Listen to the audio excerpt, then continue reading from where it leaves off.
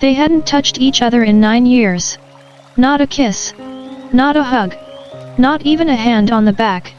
But they still shared the same bed, in silence. What happened? Not a lack of love. Not even a lack of desire. It was fear. Shame. And the quiet erosion of trust. This is not rare. Across the world, countless older couples drift apart not because they don't want intimacy, but because they no longer feel safe enough to ask for it. But here's the truth no one talks about. Sex in older age doesn't begin with the body, it begins with emotional safety. Part 1.1 Sex is no longer just physical, it becomes emotional. From flesh to feelings, how intimacy evolves with age. Introduction: when silence between two people still means closeness. In youth, sex is often a blazing symphony. It's intense, spontaneous, sometimes even an expression of identity or power. We love with fire, urgency, and heat.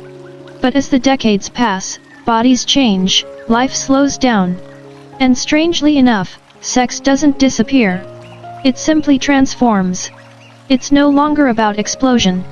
It's the quiet of a long hug after a tiring day. A glance across the room, soft, knowing, full of history. At this stage in life, sex is no longer just a physical act. It becomes a language of emotion. The body changes but the heart still longs for connection. Our bodies don't behave as they once did. Testosterone declines in men. Hormonal shifts affect women. Some feel less attractive. Others live with chronic conditions, fatigue, or lost desire. And yet, the heart never stops seeking connection. Many older adults say things like, "We don't have sex as often, but I still want to feel close. I miss being touched not for lust, but for love. I just want to know I'm still wanted, still seen." These aren't just passing thoughts. Their truth. Sexuality in later life is rooted in emotional need, not performance. Bonding replaces climax, and that's a beautiful thing. When we're young, sex often revolves around climax, intensity, urgency, achievement. But with age comes a revelation. The glue of a relationship isn't orgasm, it's safety. It's no longer about performing. It's about being able to say, "I'm tired today, but I still want to be close." To lie next to someone in peaceful silence and feel complete just by being there. This is intimacy no longer of the flesh, but of the heart. Emotional intimacy, the real conversation beneath the sheets. A 75-year-old couple once told me, "We don't have sex the way we used to. But every night, he rubs my hands to help me sleep. I still curl up next to him in the morning.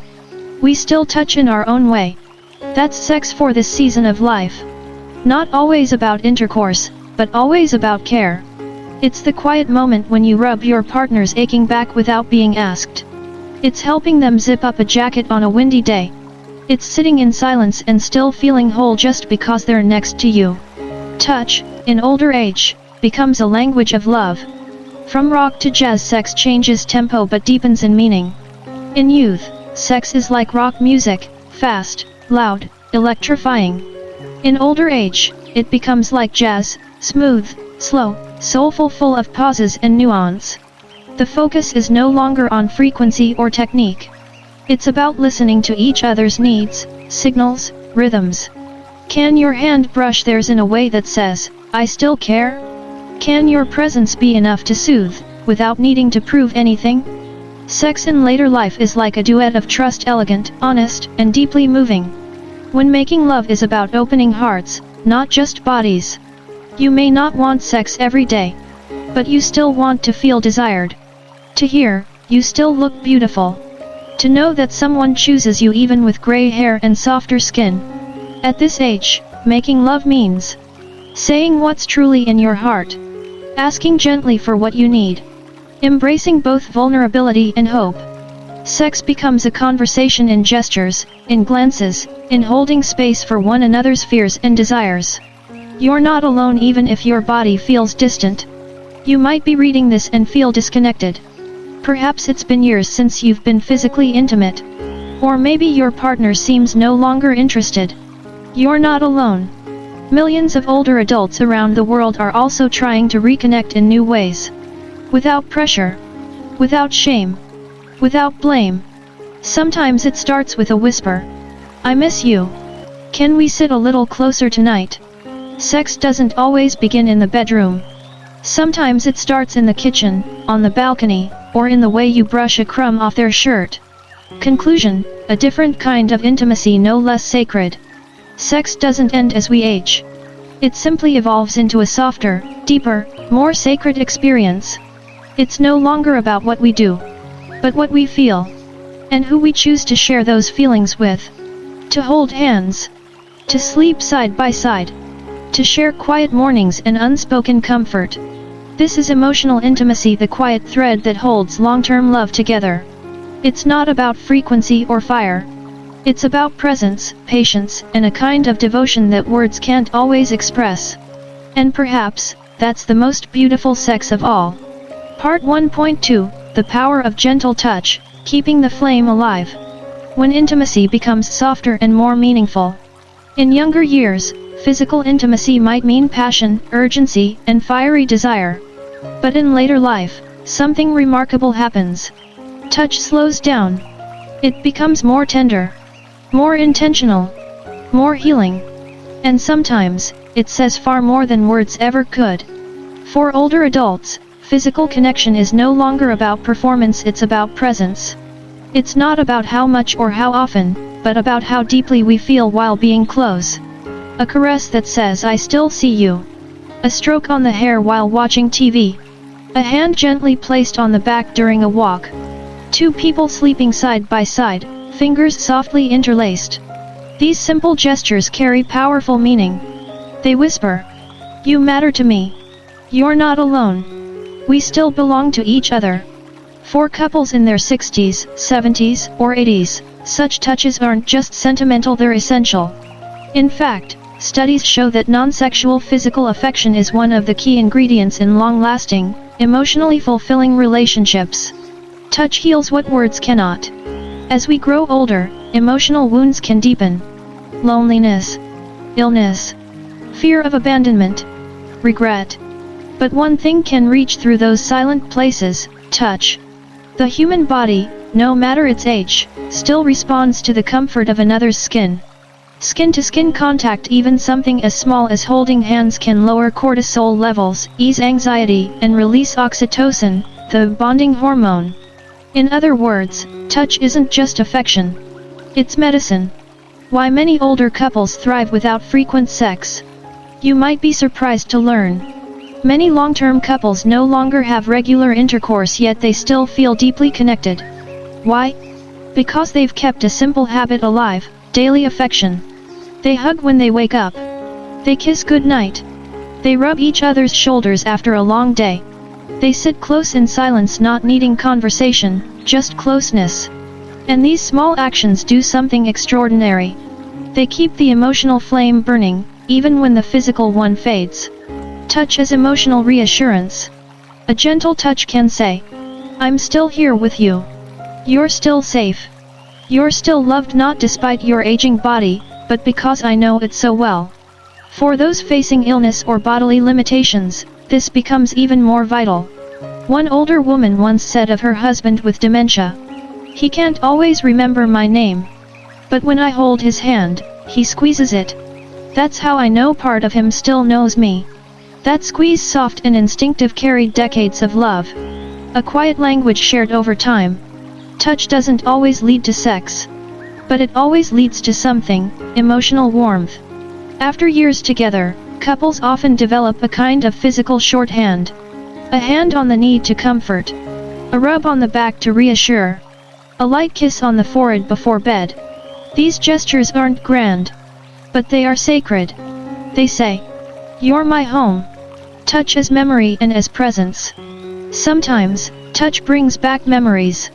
Of wild younger days. Of raising children. Of the first time you kissed under the stars.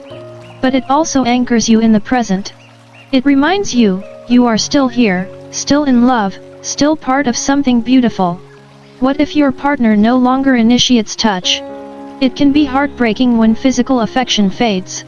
Sometimes illness, depression, or shame over aging bodies creates distance. But here's a gentle truth. You don't need to wait for your partner to start. Reach out first. Hold their hand during a movie. Cuddle for 5 minutes in bed before sleep. Rest your head on their shoulder while watching the sunset. Small steps can reopen long closed doors. And if your partner pulls away, don't take it personally. Often, it's not rejection, it's fear. Fear of not being good enough anymore. So be gentle. Be patient. And keep touching, not with pressure, but with presence. Conclusion: the sacredness of staying close. In the later chapters of love, touch becomes more than a gesture. It becomes a form of devotion. It says, I still choose you. I still want to be near you. Even if everything else changes, this, between us, remains. So don't underestimate the power of a simple touch. A back rub. A hand held. A soft kiss. They may look small from the outside. But inside the heart, they carry the weight of years and the warmth of everything still to come. Because even when words fail, even when the body slows, touch remains. And in its softness, love speaks louder than ever. Part 1.3, Communication and Consent in Later Life Intimacy. When speaking becomes the most intimate act.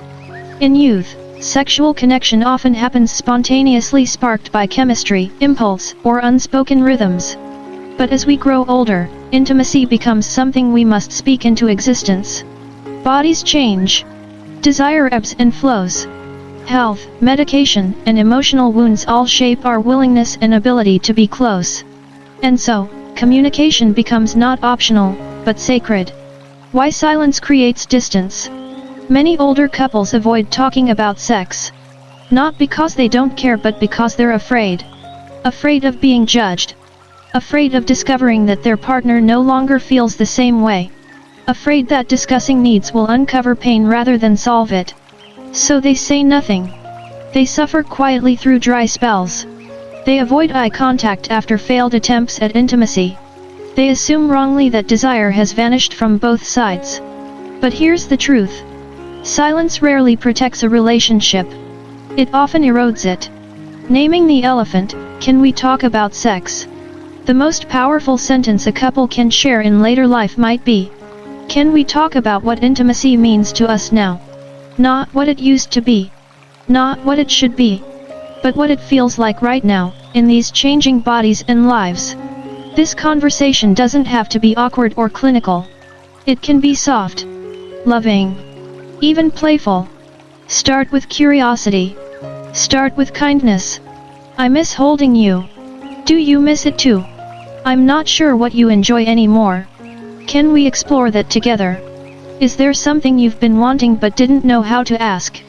Consent isn't just for new lovers, it's for lifelong partners. One of the most misunderstood ideas about long-term relationships is that once you're committed, you no longer need to ask. But that's a myth. Consent isn't a one-time agreement. It's a living conversation. Especially in older adulthood, when physical or emotional sensitivity might change from day to day, consent becomes more important, not less. Your partner might say yes one night and no the next. They might need more time. They might crave closeness, but not in the ways they once did. The only way to know? Ask. Listen. Adapt. The difference between rejection and redirection. One of the biggest fears in any relationship is hearing no. Especially when it comes to intimacy. But in older adulthood, a no is often not a rejection of you. It's a redirection of energy. Maybe your partner's body hurts. Maybe their medication causes dryness, or fatigue, or anxiety. Maybe they want to feel close, but not in the way you're used to. This is why communication matters. I'm not up for sex tonight. But can we just cuddle? I love you, I'm just not feeling good in my body right now. Can we try a different kind of touch? Something slower, more comfortable. With honest, ongoing dialogue, you don't lose intimacy. You transform it. Learning a new sexual language together. What happens when you've been with someone for decades, and suddenly, you have to start over? It can feel scary. But also, exciting. Think of this stage as learning a new language, a vocabulary of affection that fits your current lives.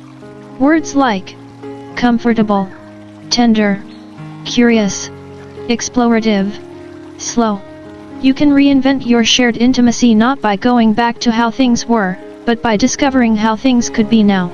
Try asking, what kind of touch feels best to you these days? Are there times when you feel more open to being close? Is there something you've always wanted to try, but never said? These aren't just questions, they're invitations. When one partner wants more than the other, it's common in later life for partners to have mismatched libidos. One may still crave frequent intimacy, the other may not. This doesn't mean the relationship is broken. It means the conversation is more important than ever. A healthy response includes compassion, understanding that desire isn't always about attraction, it's also about biology and circumstance. Creativity, finding new ways to connect like massage, sensual touch, or even sharing fantasies verbally. Compromise, maybe one person enjoys closeness even without arousal and the other learns to be fulfilled by offering that connection. The key isn't perfect alignment. It's mutual care and a willingness to try. Dealing with embarrassment with grace. Let's be honest, talking about sex later in life can feel awkward. Bodies don't work like they used to. Maybe there are scars, surgeries, or insecurities. But there's a kind of intimacy that only comes with age, a gentleness that says, you don't need to hide anything from me. Laughter helps. Patience helps more. And most of all, a sense of shared vulnerability. It's okay to say, I'm nervous. I feel shy. I don't know how to ask for what I need. Because when we reveal our softness, we invite closeness. When professional help is the loving choice. Sometimes, communication hits a wall. You try to talk, and end up in silence or hurt feelings. That's when outside support can make all the difference. A trained therapist, especially one in sexual health or couples therapy, can help create safety, structure, and clarity. They can guide conversations that are too emotionally loaded to have alone. Seeking help isn't failure. It's courage. It says, this connection matters enough to protect. We want more and we're willing to grow to get there. Final reflections, speak your longing. Intimacy in older adulthood isn't a memory. It's a living thing, tender, evolving, and entirely worth tending to. And it begins with a single act. Speaking your truth. Whether it's, I still want to feel close. I need more tenderness. I'm scared, but I want to try again. Let your voice be the bridge. Because when couples talk openly, honestly, and kindly, they don't just rediscover sexual connection. They deepen emotional safety. And in that space, the spark may return. Maybe not as fire, but as something just as powerful. A steady glow. A quiet knowing. A love that listens and still says yes. Part 1.4, The Role of Emotional Safety and Trust in Late Life Intimacy. It begins not in the bedroom but in the soul. Emotional safety. Trust. These are not extras or nice-to-have ingredients in later life intimacy. They are the foundation. And without them, even the most physically capable bodies may wither in silence and distance. As we age, the stakes of vulnerability grow higher. The body changes. Desires shift. Energy ebbs and flows. And the fear of rejection, of not being enough, becomes more pronounced. This is why emotional safety is the true bedrock of connection for older couples. The hidden fears behind aging bodies. For many older adults, intimacy comes with a hidden layer of anxiety. What if my partner no longer desires me? What if I can't perform the way I used to? What if my body embarrasses me? These thoughts are rarely shouted. Instead, they sit quietly under the surface. They shape how we undress, how we initiate affection, and whether we ask for what we truly want. When emotional safety is missing, we shrink not just from sex, but from affection altogether. Creating emotional safety is not about being perfect. It's about being present. It's about saying, I still see you. I still choose you. I still want to explore this life and this love with you. What emotional safety really means. Emotional safety in later life intimacy is the felt sense that we can show up as we are, without fear of judgment or withdrawal. It is being able to share an insecurity and not be dismissed. It is daring to express longing and being met with compassion, not critique. It's knowing that when we reveal a vulnerability, whether it's about our body, our desire, or even our shame, it will be held with care, not weaponized in an argument months later. This type of safety does not happen by accident. It is cultivated, daily, in small interactions. The softness in your voice when your partner struggles. The patience you offer when they hesitate. The simple act of listening, without interrupting or rushing to fix. In long-term relationships, especially those spanning decades, emotional wounds often stack up. Old arguments, past betrayals, misunderstandings. And sometimes, these unresolved feelings become the invisible walls that divide the bed. Healing those wounds doesn't always mean rehashing the past. Sometimes, it starts by creating new moments of tenderness, moments that say, "I'm still here. Let's begin again." Trust, rebuilding after distance or change. In aging relationships, trust isn't just about fidelity or keeping promises. It's about emotional reliability. Can I trust you to handle my fears gently? Can I trust you not to laugh when I confess that my body doesn't feel like mine anymore? For couples who have grown emotionally distant over the years or who've faced health challenges that altered the sexual dynamic, rebuilding trust can feel daunting. But it's entirely possible. And it often begins with simple but profound steps. Affirmation, telling your partner what you appreciate about them, not just what they do, but who they are.